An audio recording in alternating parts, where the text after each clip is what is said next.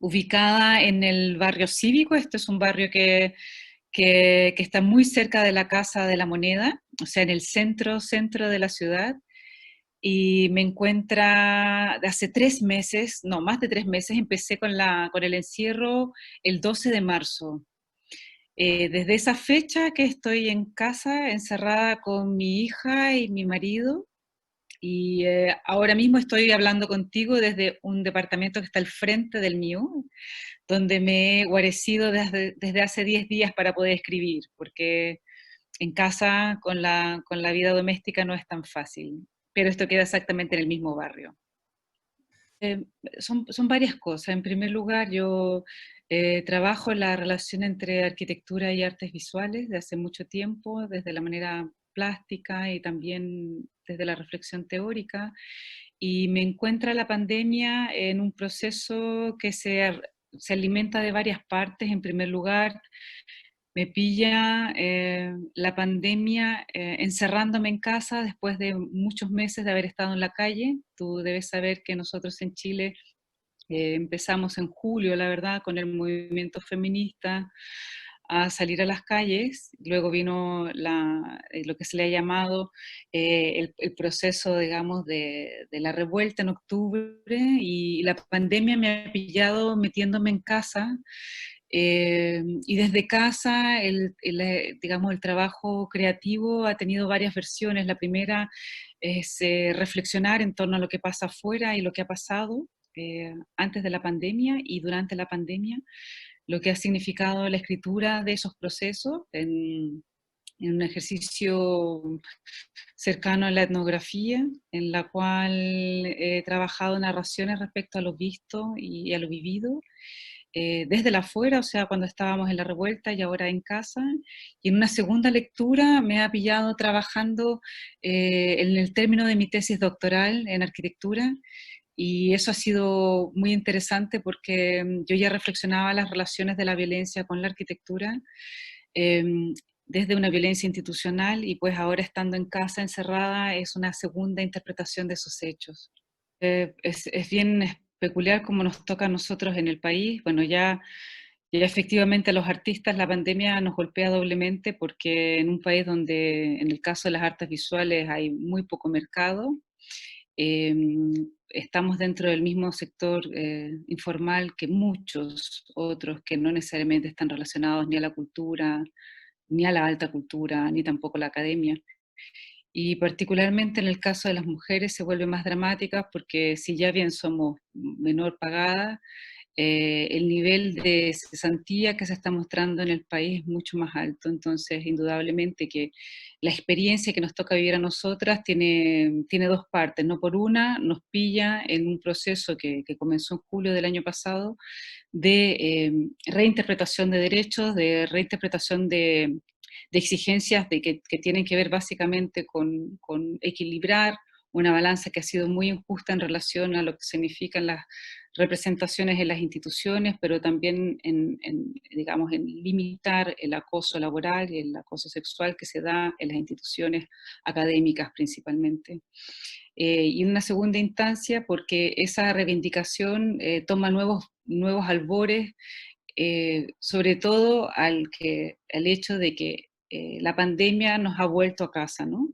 Todo lo que nos habíamos demorado en Chile en salir, no hay que olvidar que el movimiento de octubre digamos, se gatilló muy fuertemente por parte de las mujeres y también de las artistas. Eh, Hasta las últimas marchas, digamos, de marzo, casi febrero-marzo, estaban convocadas por mujeres. Esta pandemia lo que hace es ponernos en tela de juicio, repensarnos también en torno al poder creativo y al poder político que vamos a tener que reformular al retorno, digamos, de la salida a la calle, no de la normalidad, pero sí a la salida a la calle, porque cuando volvamos a salir, sin duda que la situación tendrá una complejidad mayor, porque estaremos, en el caso particular de Chile, en una situación económica bastante grave. Efectivamente, acá también. Acá nosotros hemos visto una radicalización de un discurso que tiende por una parte a decir de que hay un apoyo estatal, pero básicamente va a las empresas y en el caso del arte va a las instituciones y a los emprendimientos que están relacionados a la cultura, pero a lo que está vinculado a las personas, al hogar, a la economía, a la microeconomía, eh, la verdad que a diferencia de otros gobiernos que podrían tener un hálito más populista, como es el caso de Brasil y otros, acá ni siquiera eh, se ha llegado a tener ese tipo de política o de discurso político. Yo más bien diría que simplemente se ha planteado una postura muy radical, una postura que habla de un cierto apoyo para ciertos sectores, pero al mismo tiempo, si tú revisas con dedicación de cómo se han generado esas políticas, la verdad que tienden más bien a tener un uso, digamos, de los medios de comunicación para confundir más bien y dar a entender de que existen ciertos apoyos, pero en la práctica no lo es. Y yo creo que acá hay un segundo factor que quizás difiere de los otros países, es que en el caso particular de Chile, como bien te decía, nosotros veníamos en un proceso de revuelta muy grande y la pandemia en la que nos llevó a la casa no nos llevó ni la represión ni la policía, pero cuando nos lleva a la casa y escuchamos al gobierno ahora planteando algunas políticas, ya de antemano hay una desconfianza, hay una distancia frente a lo que dice el gobierno y frente a lo que hacen las personas. Y eso, un poco para redondearlo, te diría que se expresa también en cómo las personas han ido eh, relacionándose con ciertas informaciones que el gobierno da en torno a cómo debemos acatar eh, las normas que nos están dando para este tiempo de la epidemia. En efecto, yo creo que todo lo que está relacionado a la política de Estado, directa o indirectamente, está relacionado a una performatividad de los cuerpos, ¿no? Pero esa performatividad siempre se hace a través de objetos inertes que entran en contacto, sea la arquitectura, sean los objetos que nos acompañan en las vestimentas o en los ornamentos, sean las estructuras con las cuales se impone, en el caso de la educación, ciertos cortes de pelo y ciertas ropas que debes traer, por ejemplo, en el caso de Chile, obligatoriamente.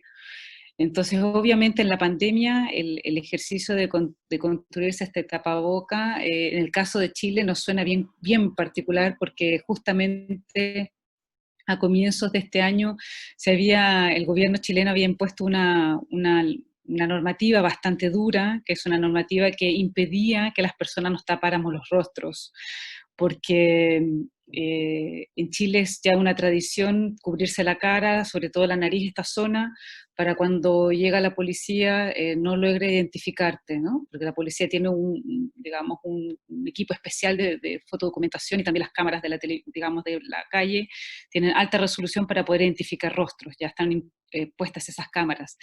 Entonces, en cuanto llevábamos muy pocas semanas discutiendo acerca de esta ley que nos impedía taparnos el cuerpo, después aparece una ley que nos obliga a taparnos, ¿no? Esas son como parte de las ambivalencias de este juego en que nos encontrábamos nosotros mismos, en esta tensión política, en la cual aparece esta máscara. Ahora, en el caso de Chile, Chile es un país que tiene una tradición bastante larga de artesanos y en tiempos de precariedad aparece el artesanato, la factura manual como una forma de sobrevivencia al mismo tiempo que la venta de alimentos. Y si ya había aparecido la materialidad acompañando a los cuerpos en la revuelta de octubre, donde apareció mucha vestimenta, ropas, stickers, pañuelos especiales, con serigrafías que mostraban las demandas, pues ahora con los tapaboca obligados a usar, vuelve a escenificarse, digamos, esa tradición material y también una cierta ambivalencia en el uso de este elemento, ¿no? Hay gente que los ocupa con frases, hay otros que se niegan por lo mismo a ocuparlo en este minuto que el gobierno los impone. A las prácticas de control, y si queremos, retomando un poco lo que hemos hablado antes, las tecnologías de control que pueden ser objetos, digamos, técnicamente realizados, desde una cámara hasta un objeto que traes en tu cuerpo para modificar tu cuerpo, son elementos que están muy presentes en la actualidad y que efectivamente, sobre todo en el caso de Chile, han tenido un repunte sustancial estos últimos meses, ¿no? No hay que olvidar que el gobierno de Chile implementó hace 4 meses aproximadamente, no miento, que ya cambiaba, en enero se empezaron a aplicar las nuevas cámaras de reconocimiento facial en una gran parte de la ciudad donde se identificó que desde octubre la gente tenía ciertos comportamientos. Ahora,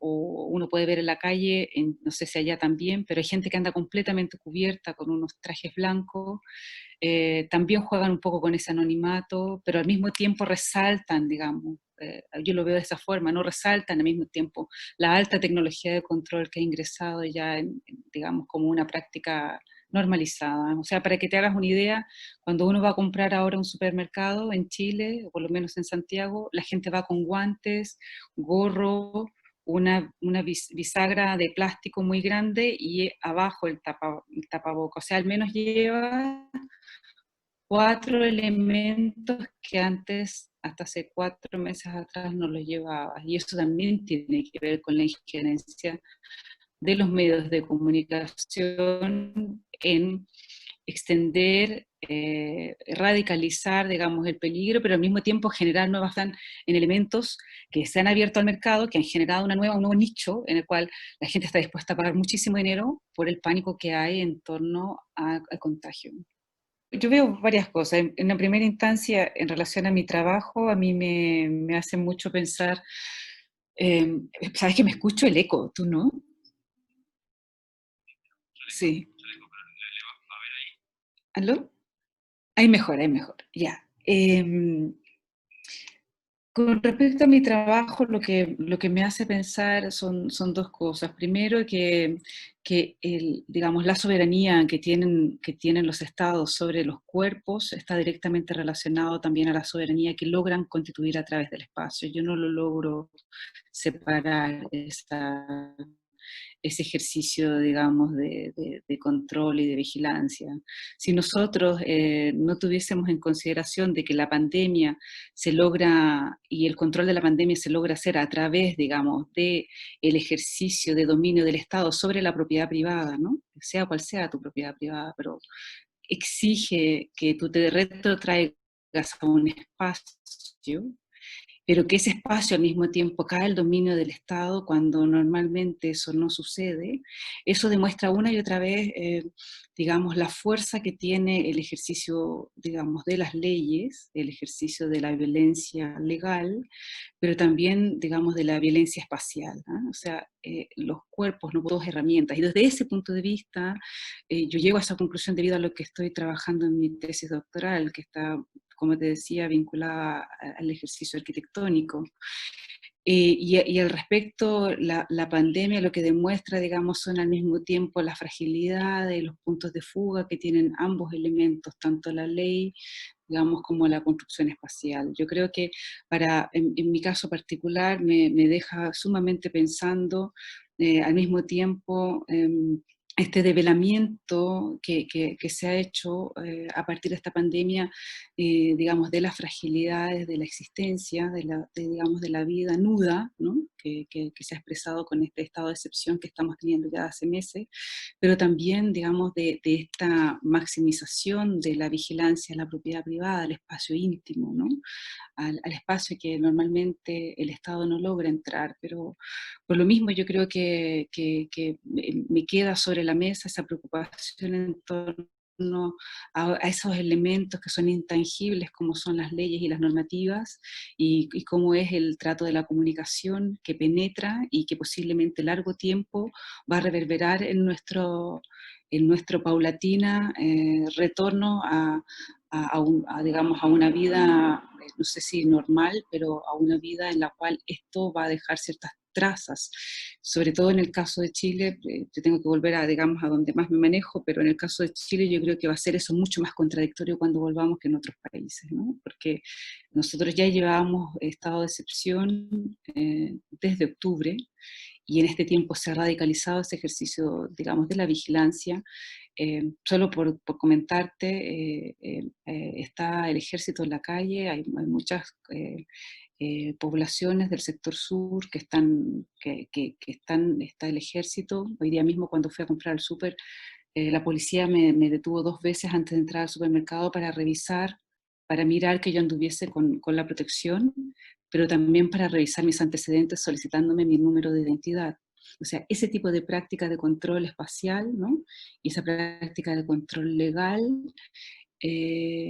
creo que va a ser algo al cual debemos también prestar atención todos aquellos que trabajamos en el campo de la cultura, ¿no? Porque esto indudablemente va a tener esa reverberación a mayor plazo.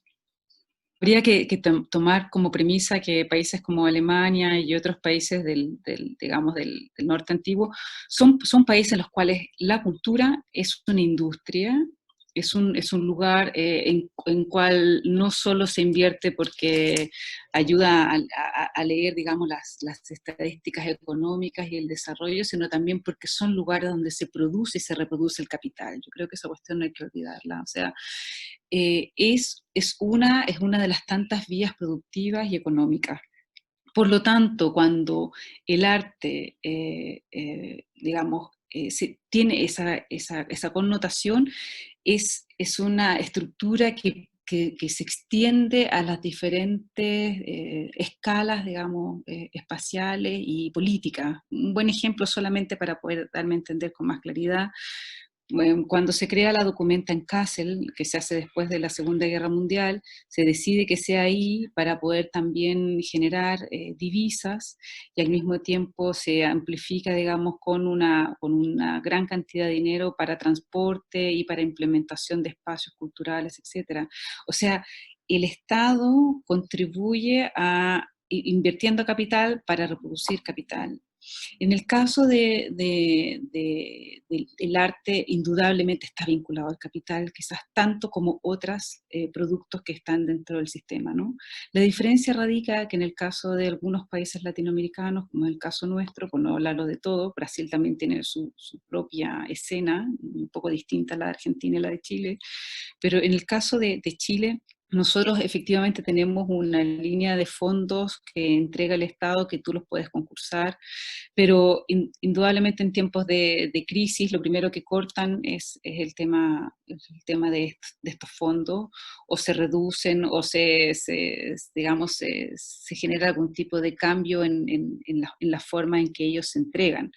En el caso particular de nuestro país, supuestamente el gobierno entregó un fondo, o va a entregar un fondo, pero es un fondo que cuando tú lo revisas con detalle, lo que dicen en la página, la verdad que es un fondo para las empresas que están vinculadas a la cultura, a las grandes empresas, por ejemplo, empresas que son, no sé, una fundación que deriva de un banco o algo así, pero no para los, para los artistas en su base.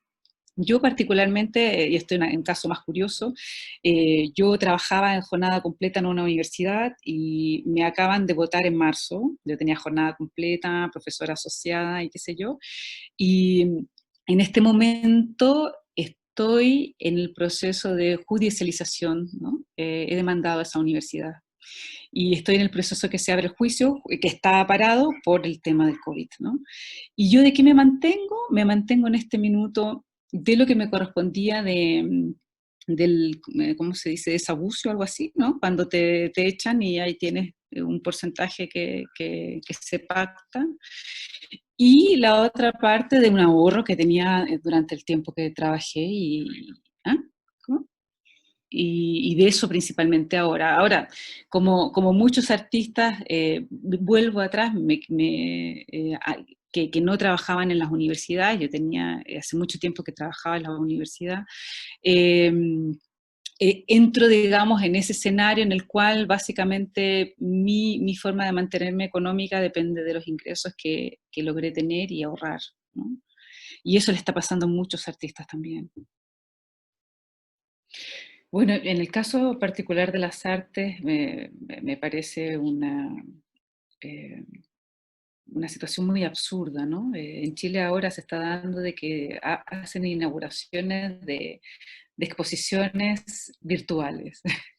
Pero digo, bueno, ¿y cuál es la diferencia entre que alguien haga difusión de su trabajo sin que ponga exposición virtual? O sea, yo creo que en el caso de la cultura y de las artes vivas, ¿no? Las artes performáticas, teatrales, artísticas, visuales, yo no logro empatizar tan fácilmente con el desarrollo desde su parte virtual, porque nosotros nos debemos también a la gente y nos debemos al espacio. Y indudablemente que Zoom, yo como he tenido muy poco contacto con Zoom, debo decirlo, he preferido más bien hablar por teléfono como en los años 80 o 90, porque me es más cómodo. Definitivamente que, claro, con la pandemia se ha abierto esto de tener la ventana a tu casa y a través de la imagen apareces tú, aparecen tus objetos o aparecen los objetos donde tú estás y entrega efectivamente mucha más información de la que debiese ir, no logramos controlar eso. Pero lo que sí sé de que efectivamente estoy convencida, pero no tan solo desde la cultura, sino desde de la vida política, que lo colectivo y que la experiencia, digamos, del estar juntos, sigue siendo hoy más que nunca una experiencia vital y que va indudablemente a tomar nuevos albores también cuando acabemos la reclusión. O sea, sin duda me imagino que cuando vuelvas otra vez al teatro o cuando nosotros los artistas visuales volvamos a estar en las salas o en la calle, dependiendo de dónde quien trabaja, esa experiencia va a traer otras reflexiones también acerca de lo que significa volvernos a encontrar. O sea, y que es nuestro, a estas alturas, en relación a la pregunta que me hacías tú sobre la economía, sin duda que la pregunta es una pregunta muy válida respecto a cómo encontrar otras formas de financiamiento, otras escalas de la economía que sean más empáticas con nuestras formas de vivir sin que nos desgasten. Pero francamente, a mí me cuesta mucho, desde mi experiencia territorial, pensar cuál puede ser la salida. Y eso tiene más bien que ver con la experiencia de país que vivo que con las experiencias mundiales que se dan. O sea, por ejemplo, en Alemania o en Dinamarca es mucho más fácil vivir una vida mucho más alternativa, más autónoma, como se dice allá, vivir más autónomamente que aquí, ¿no? Entonces, todavía yo creo que eso es una pregunta que nos cabe repensar acerca de efectivamente cómo pueden ser esas formas. En este minuto, por ejemplo, en Chile han subido la cantidad de impuestos que debemos pagar los trabajadores independientes y eso va a empezar ahora. O sea, ya gente que no tiene contrato, que ahora tenga que más encima pagar más impuestos para, entre comillas, poder financiar el Estado y después entre comillas, poder recibir una jubilación es un poco absurdo, sobre todo en nuestros gremios, ¿no? Que las personas no alcanzamos, por lo menos en el caso de Chile, a cumplir con los elementos básicos para poder tener una pensión cuando cumple 60 y tantos o 70 años. Entonces, la interrogante que tú planteas es una interrogante muy legítima hacerse en torno a qué caminos construir, en torno a una economía que nos permita establecer ciertos lazos solidarios y cómo eso podría ser en un lugar de tanta competición como es la cultura, ¿no? Porque efectivamente la cultura es un lugar donde está lleno también de concurrencia y también está lleno de, digamos, de una escala de competitividad alta. Yo, el arte es una,